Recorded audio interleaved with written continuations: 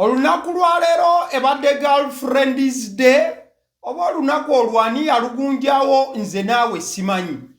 Mwana muwala ng'ogenda out akaseera kano ku girlfriend's day era ng'ogenda okukyalira ku gaayo oyo, nkukakasa ewa nkubuusa nti oyinza okufuna olubuto olunaku olwaleero ewa gaayo oyo gy'ogenze ennyumba etiba butibi oba etunula matiribona, wabula ojja kufunirayo olubuto.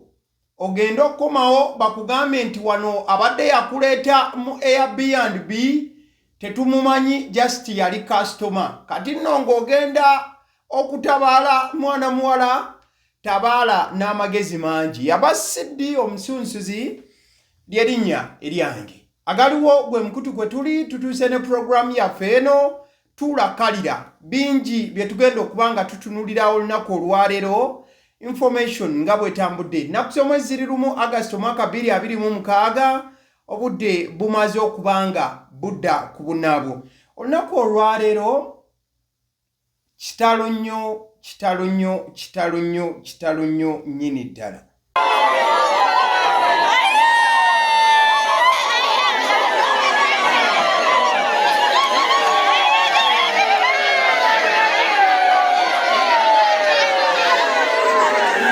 Ago ge maziga agabuutikidde abantu mu bitundu by'e Maracha oluvannyuma lw'okubeera nti abantu 6 bafudde ku sport.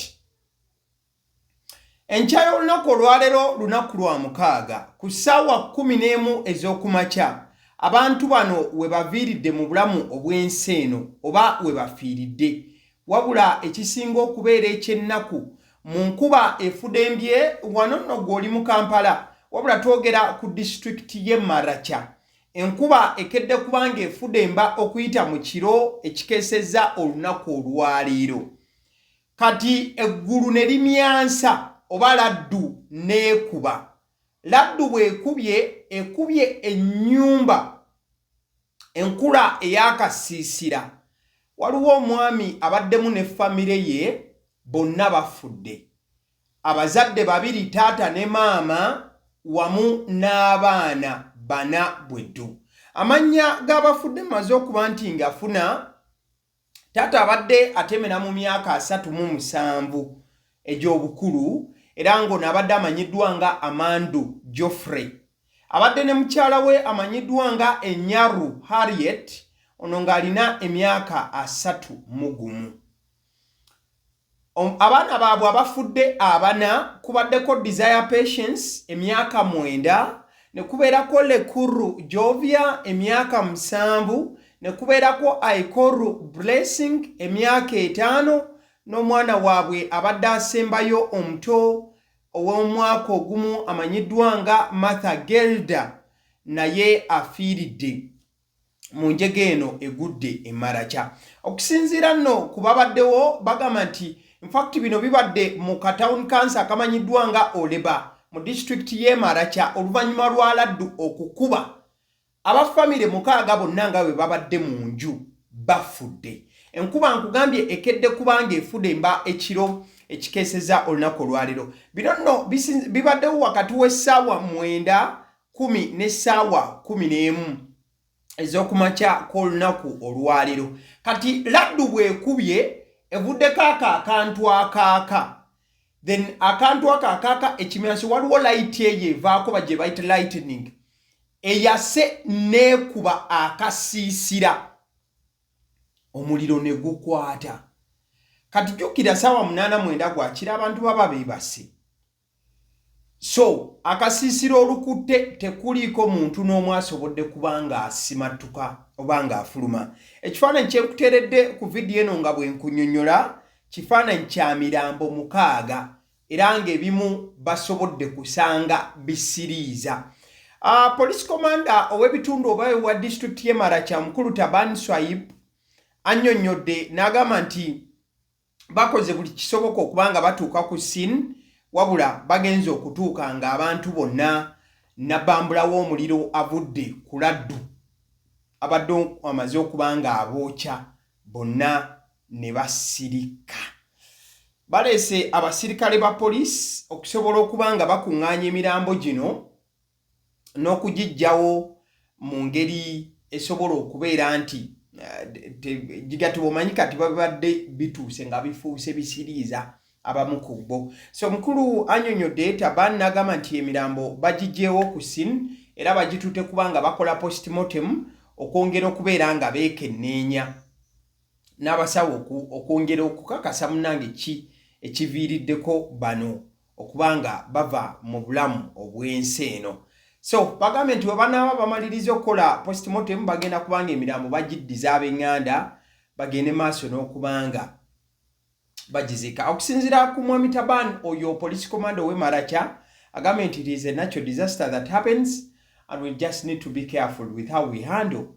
We shouldn't attribute this to anyone. So omusirikale yagambye nti kino ekibaddewo just ebizibu byazze temutandika kubanga abantu omanya abantu bagamba nti ddogo n'ebintu ebigwa mu kkowe eryo nti laddu eno kizibu nnyo kyakugwa bugwi. So omusirikale yagambye nti bannange nedda temukiteeka ku ddogo temutandika kuteekawo biboozi amazima gali nti abantu laddu ebakubye ekubye ennyumba n'ekwata omuliro abantu 6 ne bafa abaana 4 tekuli n'omu asimatuse kyokka n'abazadde baabwe ne bagenda kubamu akafaananyi nti obeereyo mu nsi ng'otakaba n'ozaaleyoko akaana kamu 2 3 nti bw'oliva mu bulamu bw'ensi eno bulibeerawo era abantu balirabirako ekifaananyi kyo.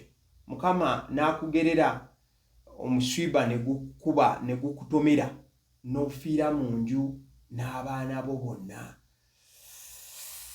Kyannaku nnyo emyoyo gy'abagenzi Mukama agiramuze kisa. Kale awo nno nga tusembudde ebigere ne tuvaawo Dr. Kizza Besigye ne gye buli eno embeera y'obulamu mwali si nnungi. Leero olunaku lwa 6 naku mwezi 1 Augusito 2026 n'olunaku olwaleero Dr. Kizza Besigye akyali mu ICU oba gy'oyinza okuyita intensive care unit. Embeera y'obulamu tennadda ngulu. Dr. Kizza Besigye tannabeera bulungi.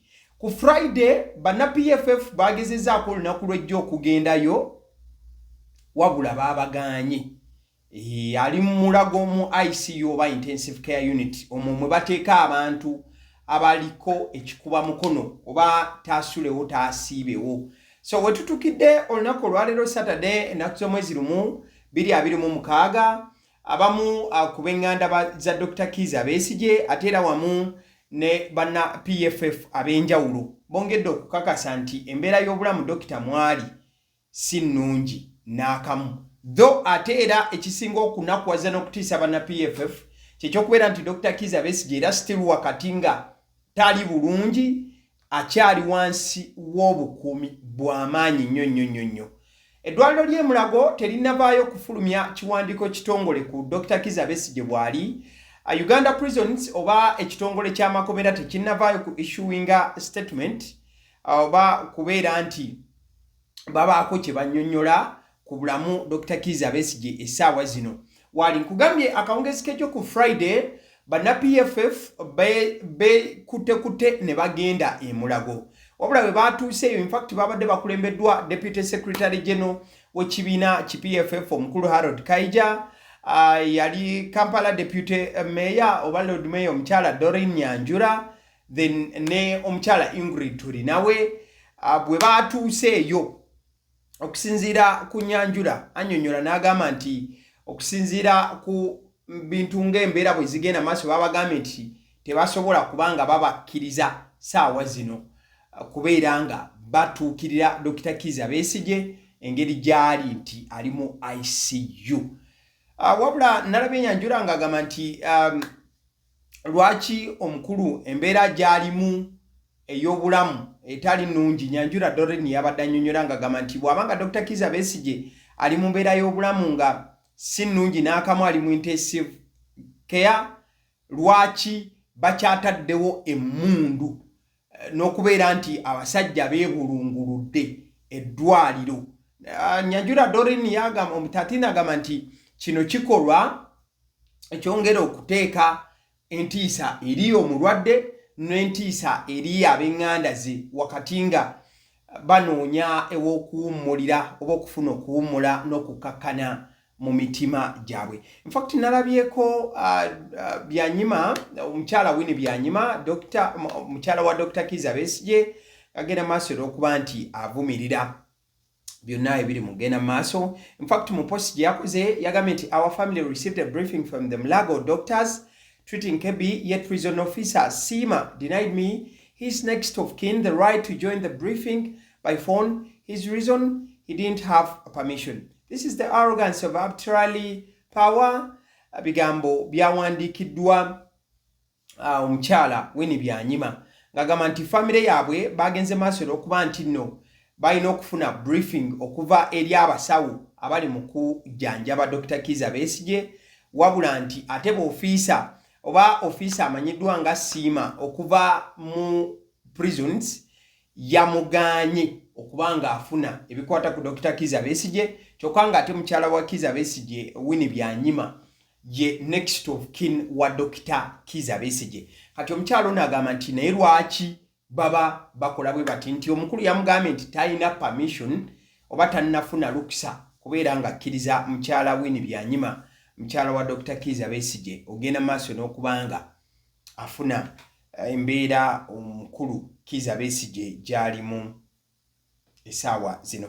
Kati nno wenkoledde emboozi eno just 1 hour ago, Bobi Wine, the president of the National Unity Platform, His Excellency Bobi Wine, has written down in regards to the condition that Dr. Kizza Besigye is in right now. Ebigambo ebiwandiikiddwa Bobi Wine si bigambo biwooma wabula bigambo ebikawanga omususa era nga bw'osobola okuba ng'olaba eddakiika eno ku screen. Bobi Wine agamba nti as Dr. Kizza Besigye lies in ICU room fighting for his life, let's not forget that the stated intention of the Museveni regime is to murder him. Bino bigambo bya Bobi Wine.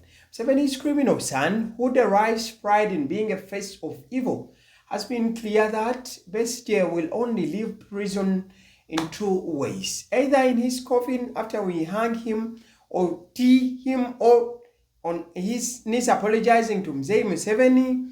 That's why they have denied him bail. Dismantled his legal team and haunted him left, right and center. The world must not stand by. What is happening in Uganda is catastrophic.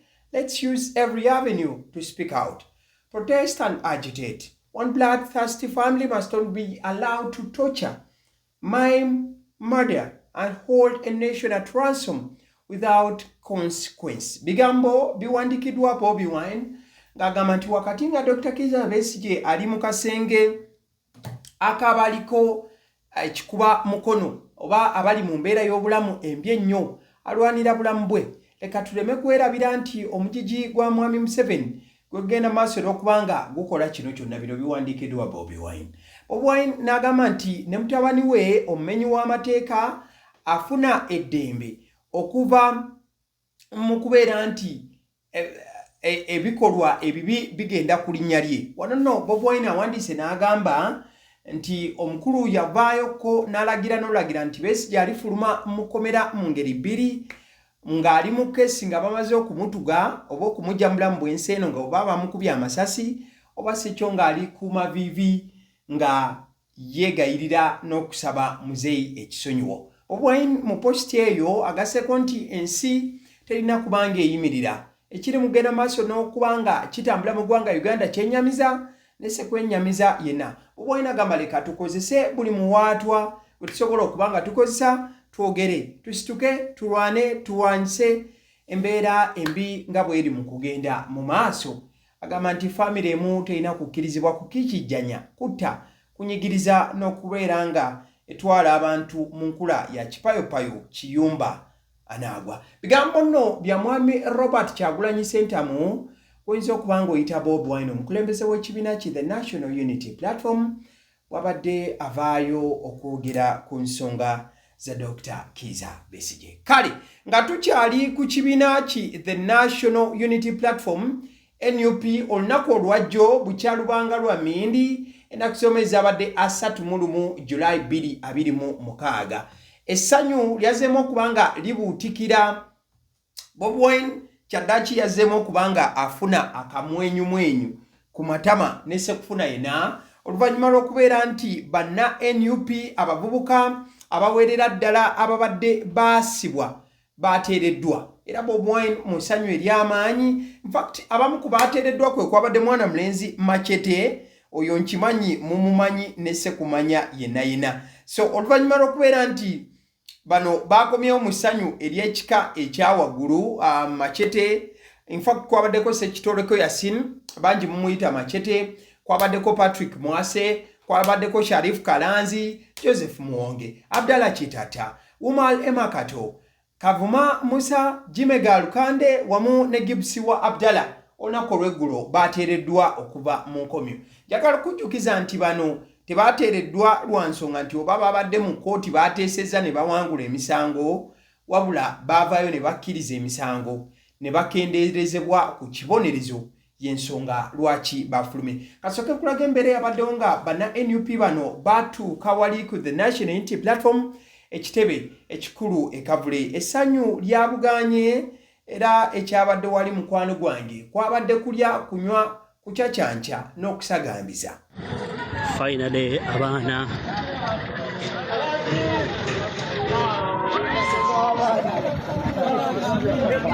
after 6 years of detention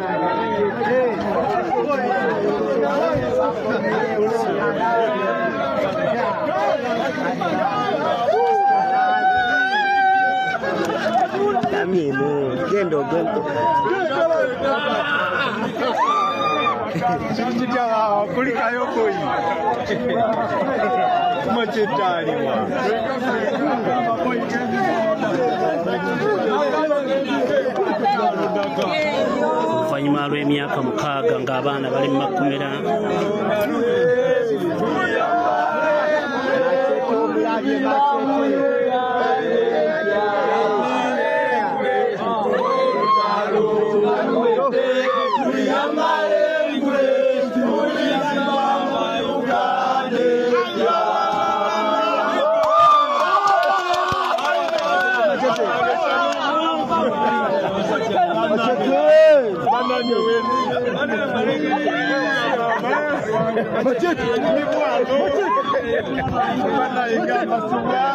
essanyu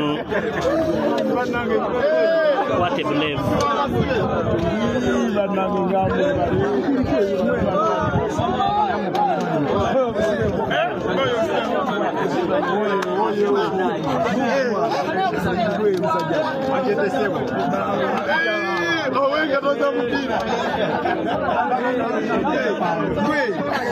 oluvannyuma lw'emyaka 6 nga bali mu kukomera.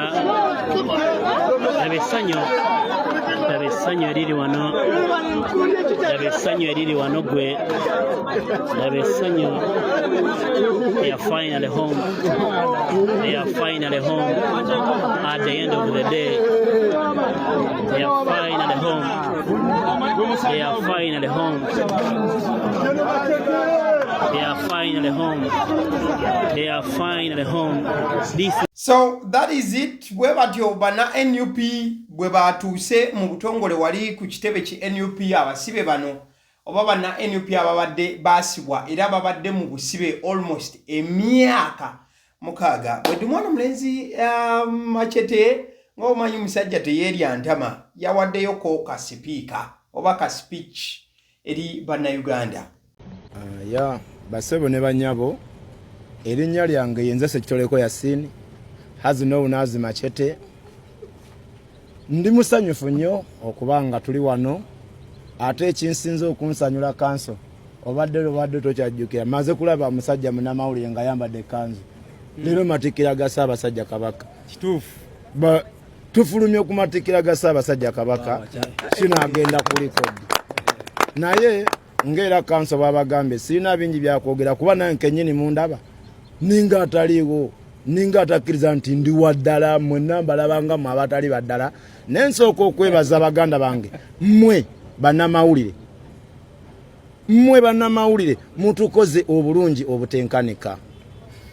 Nzirako okwebaza baganda bange benkoze nabo obusibe naddala abo omwenda banange mbabulira okusalawo n'ogamba nti tukuwa mwezi gumu naye sigala nagamba abasajja bano banange nga bazira so baganda bange mbebaza okubanga mwadisidinga bwe mutyo era mbebaza okubanga Katonda atuwadde omukisa ogw'okubitudde mu nsi eno nzidako okwebaza bannayuganda mwenna abali mu Uganda n'abali ebweru wa Uganda oyo gwe baali basibyeko ne gwe batasibangako bannange muyimirire naffe era tubasaba muyimirire naffe paka gye kakyukira kuba naffe tujjayimirira nammwe paka gye kakyukira ekirala nsembayo okwebaza bakadde baffe mama wa Machete aliwa mama gyoli bannaye nebaza mama oyo waliwo abantu waliwo ab'ekitongole ky'amakomera lwe batuuka ne bagamba ne bannaye mama woyo yasoma kyenkana kino mbagamba teyatuuka yadde mu pitu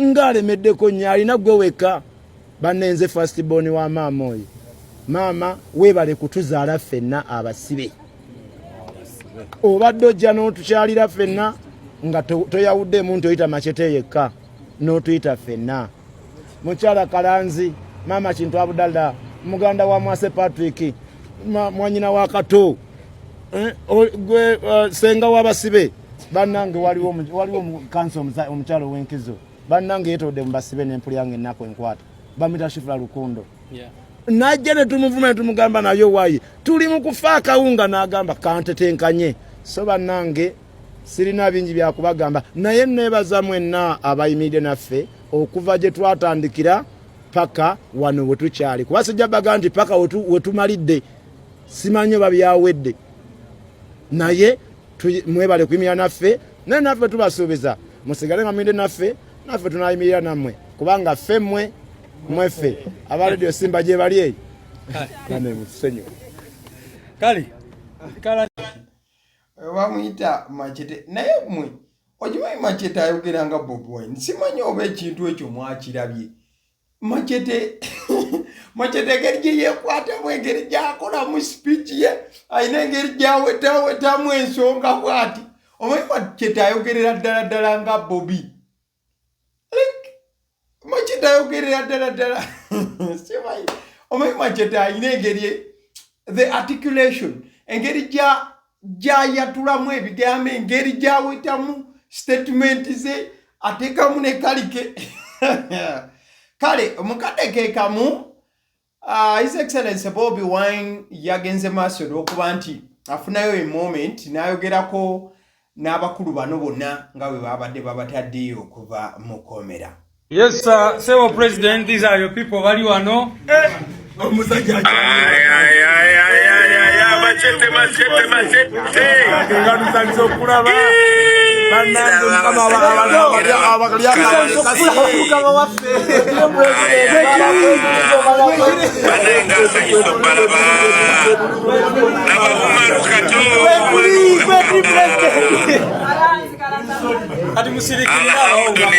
Alhamdulillah.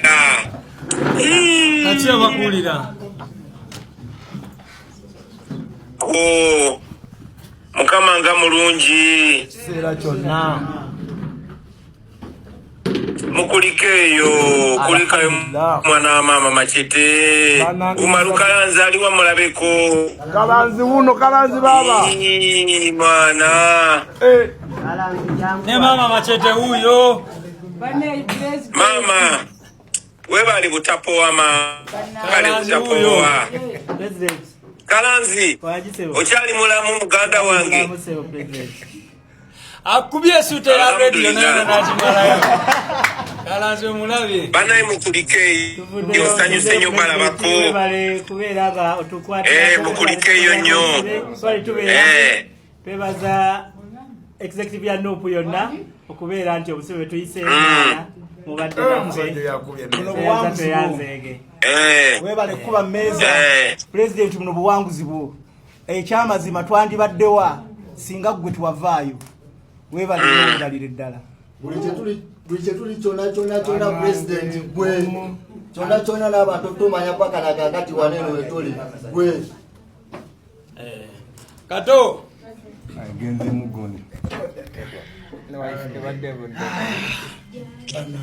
mundaba yesewe president tukulaba banange mukulikeeyo nnyo mbakulisaayo engeri yonna gye muvuddeyo si kikulu engeri yonna gye muvuddeyo si kikulu ekikulu muvuddeyo muli balamu njagala mumanye temulina musango njagala mumanye tubakkiririzaamu njagala mumanye mukama ali naffe njagala mumanye nti muli ku mazima temulina musango ensi yonna ekimanyi temulina musango temulina kikyamu kye mwakola temulina tteeka n'erimu lye mwamenya so saagala mubeerawo nga mwekubagiza njagala mumanye nti tubakkiririzaamu tubeesiga muli bazira muli bazira muli bazira nze nganze munsula ku mutima baganda bange tugenda kulwana sigenda kupowa sirisa mukono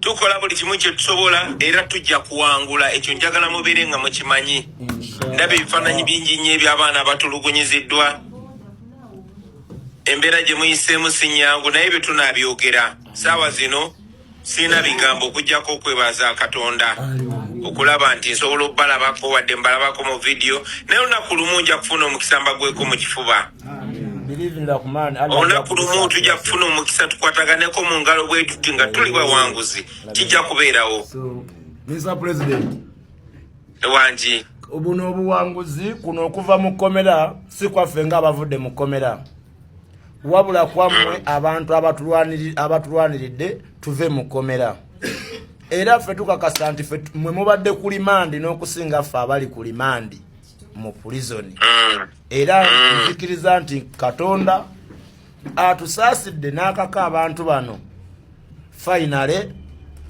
ne batujjako engalo mu ngeri yonna kubanga balabye nga tubalakidde naffe nga batulakidde ne tubagana naye kati mwategedde temujja tuwangula naffe tulemedde bawangula kakati gugwe kuba gulina okuggwa lazima bamaze ne bagumala so buno obuwanguzi bwammwe mukama waffe bwaffe ffenna bwaggwanga bannange buno muli bazira njagala mutambule ng'emitwe gyammwe giri waggulu nga muli confident amina sa bwe muba mutambula njagala mumanye muli bazira amina sa njagala mumanye ensi ebaagala nnyo ensi ebakkiririzaamu nfuna bulungi engeri yonna yonna gye mwavuddeyo nga temumenyese nga mukyayagala ensi yammwe nga kyemwagala mukimanyi era abantu bamanyi kyemwagala mukimanyi mukuliko enyo nnyo baana ba maama we got to move towekera tulina kutuukayo tokowera nawe kikyo towesuula tokkiriza kusemba tofedinga towekera tulina kutuukayo tokowera nawe kikyo towesuula tokkiriza wekiri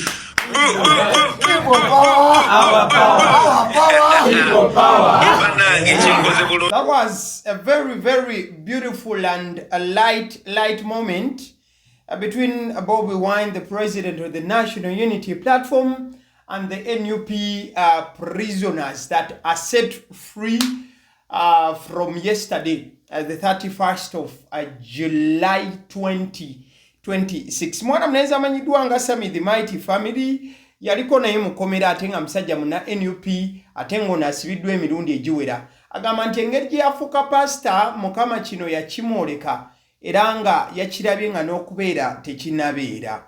Let us have Sami the Mighty Family. Yesu yebazibwe erinnya lya mukama lyebazibwe tewakyali kubuusabuusa saamu nayitibwa nalondebwa kino Katonda kyondaze sikyalina kubuusabuusa siri mu kifo kikyamu omuyaga kagujje omuzira kagujje nze ntambula naawe emabegako nafuna okwolesebwa eri baganda bange be naleka mu kkomera nga nkaaba amaziga nga mmanyi we basuze nenzira mu maaso ga Katonda mu kusaba nga nsituka ekiro saa 9 n'ensaba abamu essaala mwagisharinga nekindetera n'okweyawula ennaku zino mbadde siri active nnyo nga ndi mu kusiiba ekisibo kyange kikyabulako ennaku sinnakimalako Katonda nyanukudde abasibe bano bateereddwa nsabe Katonda nyongeremu amaanyi n'abasigaddeyo bateebwe erinnya lya Mukama lyebazibwe ndi Kayunga bannange ndi wala senga ngenze kuba exprison bano nimba wahaga bano bonna mikwano gyange bano bembadde nsabira bebandese maaso ga Katonda bebabadde bankabya jukire essaala eno nkukowola kusawa omwenda taata wulire essaala yange tega amatu Mukama nze gwe gwenkowola sirina bintu Mukama wabula nnina gwe Mukama nti erinnya lyo Mukama wulira okukaaba kwange wulira okulajjana kwange Mukama wagamba mu kigambo kyo onansonyiwanga Mukama watugamba mu kigambo kyo tuwolerezenga bannamwandu tusabira abo abatasobola kwogera gyenva nzize mu maaso go kulwa bannanga bali makomera nzize mu maaso go kulwa Edi Mutwe Mukama nzize mu maaso go kulwa Machete Mukama nzize mu maaso go kulwa Bobi Yanga Mukama nzize mu maaso go kulwa Mukama nzize mu maaso go kulwa Mukama kulwa mukazi we nzize mu maaso go kulwa Jaya Mukama nzize mu maaso go kulwa Kadafi Mukama nzize mu maaso go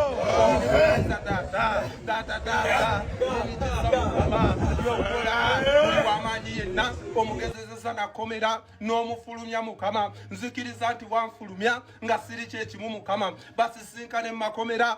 Eyo ye yabadde essaala ya mwana mulenzi Sammy the Mighty Family. Mukadde Kam, that was a beautiful moment. Exactly what you're watching the screen there kyoli mukulaba eddakiika eno olaba mwana mulenzi Machete yatuuse n'afukamira n'afukamira maaso ga maama we musajja wa Katonda nga yeebaza maama kuba bambi maama ye maama abaddewo omukyalo oyo nnyo ku lwa Machete yafukamidde wadde omusajja Badman yasse wansi n'agamba maama n'amugamba kyuka ndabe ku mugongo mutabani wange. Kale tubakulisaayo nnyo ne banna NUP bonna abakoze buli kisoboka okulabanga abasibe ba the NUP abaali baasibwa bafuluma ekomera. Kale mukadde kamu embeera eriwo essaawa zino kasooke nkulageko Honorable Betty Nambooze weyeeguddeko ne Jacob Oboth speaker. Nambooze obwedda alina byavvuunula eno speaker Nambooze ayogera bino God's principle is that love what you've gotten. Yagamba yagala kyakuwadde. If you don't get what you prayed before, bw'oba tofunye weenaaleemu love what you've gotten. Yagala nnyo Nambooze ow'eniyupu. I want you to continue supporting them.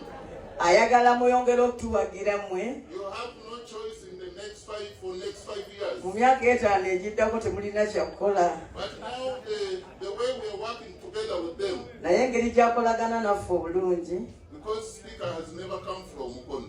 Tewabangawo speaker ava Mukono. We are going to work with them. Tugenda kukola ffenna. We are going to work with the MPs, the mayor, the division, central division. Ba MP, mayor, mayor wa central division yagendayo dda ne bakansala ewuwe. And there are so many things that we can be able to do. Era bingi mazima bye tujja okukola nabo. We shall get more road stomached here. Enguudo nyingi Mukono zigenda kweyongera okuba koolaasi.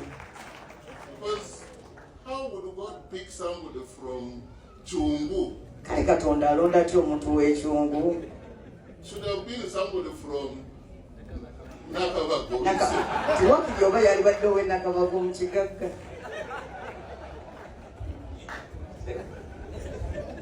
So from Chungu, okuva mu Kyungu. Simanya abameka wana abasoma Bayibuli ekitabo kya Tito kigamba nti nakulekawo olongose ebyasigalawa mukole eki. Musoma Bayibuli mmwe kati nange kuleeti wange Chungu ate Mukono. Twagala ebeere bulungi erabike bulungi ng'erina ne kolansi. Chungu wakwaka speaker amaliridde eyanza nnyo sewo. So we are in negotiation with the central government. Tuli mu nteeseganya ne gavumenti eya wakati. You said there's an engineer here in charge of Greater Kampala. waliwo inginiya akulembera ebyenguudo mu Kampala n'emiriraano. We are going to talk with the leaders here. Tugenda kwogera n'abakulembeze. We are supposed to write some other letter. Tugenda kuwandiikayo n'ebbaluwa endala. And some work will start. Omulimu gulyoke gutandike. So the hospital eddwaliro eryo is near the main road. Geriri wano. I asked the minister that I live in Mukono. The first hospital, if I have a problem as speaker, will be Mukono Hospital. Yagambye minister nti munnange nze speaker w'osola Mukono nga wabuddewo obuzibu bwonna banzirusa wali ku ddwaliro ly'e Mukono. My firstborn was born in Mukono. N'omwana we omuberebere bamuzaalira awo. Mukono Health Center, it was Health Center for what? Yali 2004, what was it? Mubbiri mwena. Yeah, 2004 when I had my firstborn. Yalinga dispensary. Awa wewatyo nga liringa eddwaliro Elese Center 3. But now that girl is about 20, she made 22. Kati omwana wa myaka 22. So that, and now we are here also. Kati tutunoona. So I said we need to do something about this hospital. Tulina okukola ekinene ku ddwaliro eryo. So I've gotten the chairman LC5. Ssentebe wa LC5 with your team. Ne ttiimu yo. We only need land to build a hospital that deserves where the speaker comes from. Twagala ettaka tulyoke tuzimbe eddwaliro amakula erisaana speaker w'abeera. You tell me when you have land and then we work with these MPs. We shall make sure that tumulage bulazi ttaka akwatagane n'ababaka eddwaliro libeewo. Bigambo bya Speaker Jacob Oboth yabadde ali ne Honorable Betty Namboze nga yagenda maaso n'okumuvuunula. Wabula ebimu obwedda alina engeri gy'abivuunula ng'abicyaŋŋanika mu ngeri ye. Kale abo tuba nga tubuddewo olunaku olwaleero General Muhoozi Kainerugaba alina ekintu kyakoze kino ng'akikoledde Abayisirayiri okusingira ddala oba eggwanga eryo erya Isirayiri. Agenze maaso n'okuba ng'asabuukulula ekibumbe katusooke tulabe General Muhoozi Kainerugaba ng'atuuka n'embeera yonna mu bujjuvu nga bwe badde ngenda kuba nga nkunyonnyola mu ddakiika 2-3 biki byonna ebibadde mbigenda mu maaso.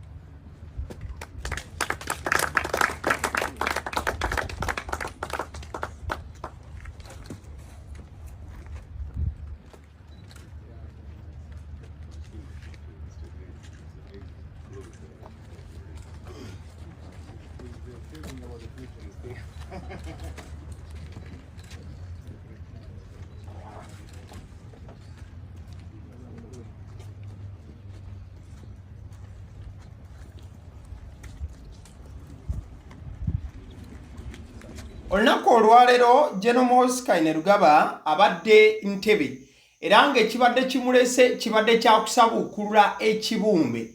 Ekibumbe kino kyabbuddwa oba bakibumbye mu mukulu amanyiddwa nga Lieutenant Colonel Jonathan Yoni Netanyahu.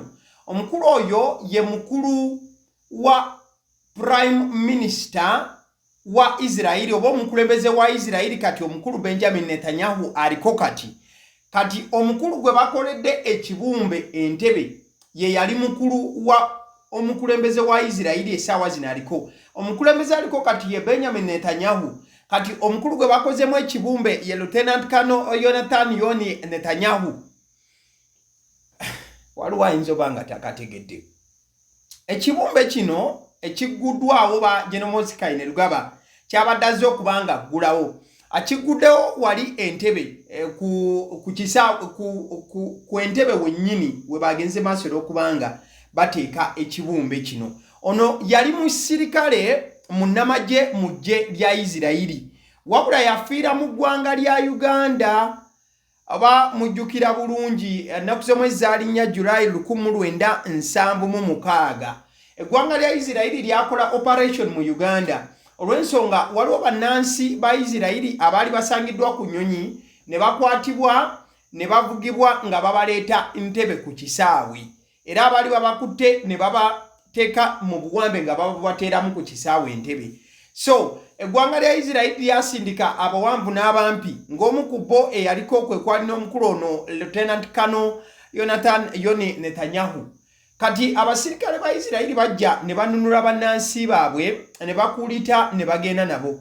But omusirikale ono Lieutenant Colonel Jonathan Yoni Netanyahu baamukuba amanda oba yafiira Entebbe wano mu Uganda ku mission gye yali azzeeko mukwano gwange. Kati nno nabwe kityo General Moses Kainerugaba kugenda maaso n'okubanga wakati mu kuwagala okwongera okunyweza enkolagana wakati w'eggwanga lya Uganda ne Israel kwe kusalawo bakole ekibumbe ky'omukulu ono Lieutenant Colonel Jonathan Yoni Netanyahu. Kati mukadde ke kamu okujjukizaako gwali mwezi gwa March. Yes, mu mwezi gwa March General Moses Kainerugaba yawandiika ku mukutu gwe ogwa X post eyo gy'olaba n'agamba nti this is a sneak peek of the Yoni statue that will soon be unveiled at Entebbe International Airport.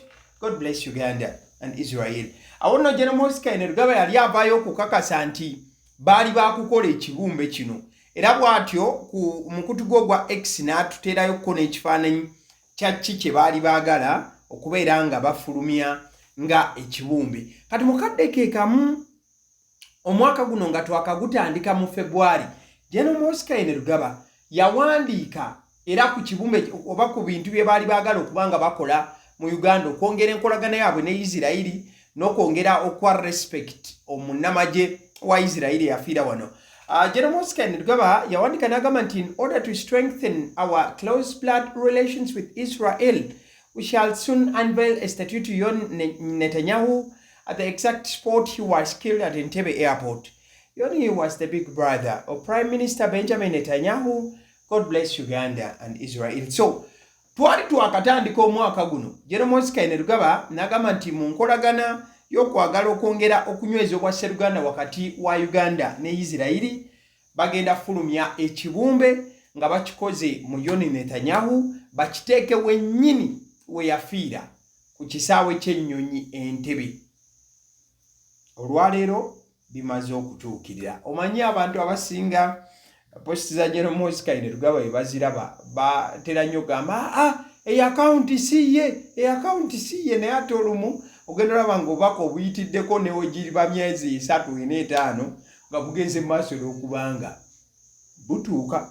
Kale awo tubanga tuvuddewo olunaku olw'ejjo the Thanksgiving and celebration marking the 33rd coronation anniversary of His Majesty Kabaka Ronald Muwenda Mutebi II went underway at Watoto Church bweyogerere era buli kimu kyagenze maaso n'okubanga kitambula bulungi olunaku olw'ejjo ku matikkira ga Ssaabasajja Kabaka Ronald Muwenda Mutebi II. Embeera yabadde nnungi nnyo byabadde oba amajaguza gabadde ku church wali eya Watoto bweyogerere. Ku moments ezasinze okubanga zistanding out zetugenda okutunulako era zetujja okubanga tukomako Oweekitiibwa Katikkiro yakutte omuzindaalo yabadde ayogera ku Honorable Joel Ssenyonyi wamu ne Maama Robina Nabanja. Ye mukulu wa gavumenti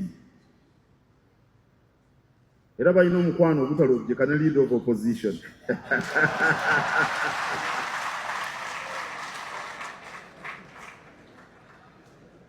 Kati omugenyi omukulu bw'ajja oba mwegendereza ate omuganda agamba nti omugenyi ajja n'ekikapu kye tosooka kumugeya. Olugero omulangira Wasajja lumuwoomedde nnyo bwe luli.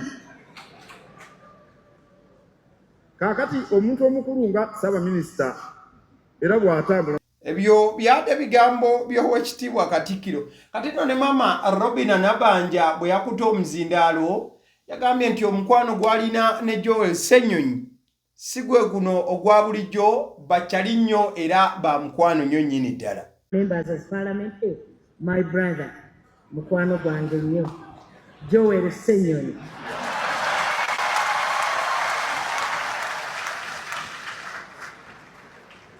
Oyo nno mukwano gwange. Bwe tukola emirimu eyo mu Parliament, the honorable members of Parliament, the ministers from Buganda Kingdom, the religious leaders, cultural leaders, senior government and cultural officials, ladies and gentlemen. Basebo ne banyabo.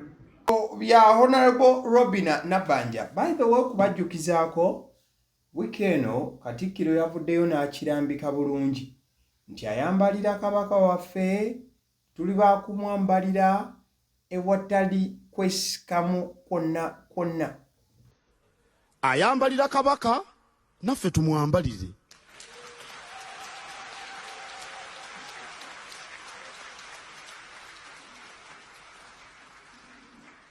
Anti anaakujja emize ageya nnyoko ng'owulira. Obuvumu tekitegeeza kulwana.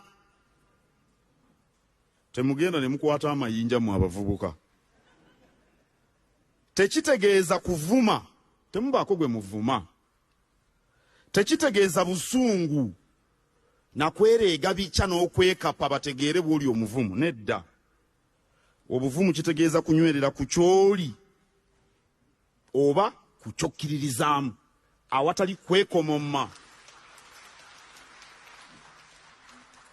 Bwe tunaaba abavumu ne tunywerera ku kye tukkiririzaamu tuba tuli ku kituufu.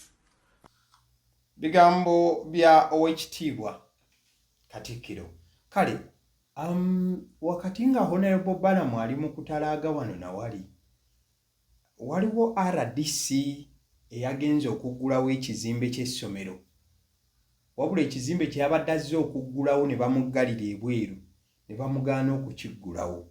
Yatuuseeyo nga ruumu 2 bakozesezza obukadde 42 okuzisiiga langi. Wano waliwo ekikwekebwa wano. Wano waliwo ekikwekebwa. Kiki kye mukweka okukala ekintu ky'omuzo komisyoninga? Tetugenda kukkiriza mbeera eno n'akamu n'akatono. Era omukulu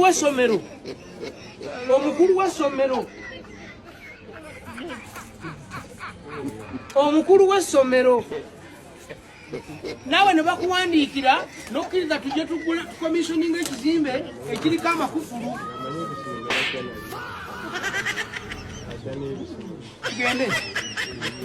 Ate ssebo beyasaaze badde batunula abatakimanyiiko. Kale katusooka tuveewo amayende ku reporter. Banaye commentinga ku video eno ne ku video zaagaliwo endala ozirayikinge ngenda kutumirako commentinga ngenda kutumirako kati oweta bannange embeera bidde kati nga baga bannange lwero kino kikaite kigenda tutumira bannange ngenda kubatumira. Wandika mu comment, just commenting awo likinga video ngenda kubanga nkutumira. Mayende quick reporter akoola bannayuganda mwenna okujja ku show ye eriyo ng'ennaku z'omwezi 27 September 2026. Show ya Mayende Quick Reporter etumidwa Mayende Quick Reporter celebrating 25 years in media and performing arts. Omukulu oyo abadde musajja wanjawulo nnyo nnyini ddala akutte ku bantu bangi nnyo mu media industry eno nga nange kennyini kamwakoogera ndi omukubo. Omukulu ono agenda kubanga ajaguza emyaka 25 bweddu ng'ali mu kuweereza ku TV mukuweereza ku radio omujukira ku Dembe FM ne TVs ez'enjawulo ate era mukadeke kamu omukulu ono ekikwatagana ne movie industry nayo agibaddemu abadde mu kisaawe ky'ebyokusanyusa ebbanga ddene so ayagala abawagizi be mu kukuŋŋaane naye ng'ennaku z'omwezi 27 September ku theatre La Bonita. In fact alina omuzannyo gwaleese ogujja okubeera omunyuvu ennyo era nga gujja kutandika ssaawa 8 zennyini ate ne ssaawa 1 ku lunaku olwo waliwo endaga 2 bagamba nti emitwalo 3 emitwalo 5 emitwalo 10 n'emmeeza ejja kubeera ku bukadde 2 theatre La Bonita wetugenda okubeera ebyokwambala tujja kwambala mu ngeri ey'ekifirika giyite African wear comedy agenda kubeera mungi nnyo music agenda kubeera mungi okuzina okubiibya okujajanja okudigida okusanyuka byonna mu show ya Mayende Quick Reporter celebrating 25 years in media and performing at Haruna Mubiru ku live band mumanyi tomusubwa stabwa natolo omuzannyo tudigida tiyulo ngabo tusanyuka n'okujajanja byonna olunaku olwo Kabuyeesomboga Mzeyi wa Kazibwe Kapo Anet Nanduja Sam and Sophie Gombya Bruno K. Bonna bagenda kubeerawo ne ba comedians bangi nnyo. Mayende Quick Reporter celebrating 25 years in media and performing arts. Tomusubwa fenale.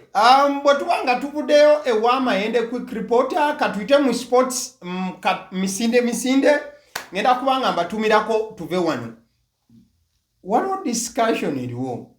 Arsenal waliwo abagambye nti egenda kutuuka efuuka ttiimu ya Brazil singa transfers ebbiri eziri mu kupendinga ziyitamu singa Bruno Guimaraes amalirizibwa ne mwana mulenzi amanyiddwa nga Vinicius Junior Arsenal kijja kutegeeza nti ttiimu yaayo etandika ejja kubanga erinako Ababrazil 5 okategedde mwana mulenzi Gabriel Magalhaes mu Brazil ono akuba center back mwana mulenzi Gabriel Martinelli mu Brazil akuba left wing mwana mulenzi amanyiddwa nga Gabriel Jesus Mutebi mwana mulenzi Vinicius Junior abagenda kuba left wing ne mwana mulenzi Bruno Guimaraes ajja okubanga akuba central midfield kati kitegeeza nti Ateta agenda kuba atendeka ttiimu y'abasajja ba Brazil ebyana ebyatandise okugamba n'engamba bannange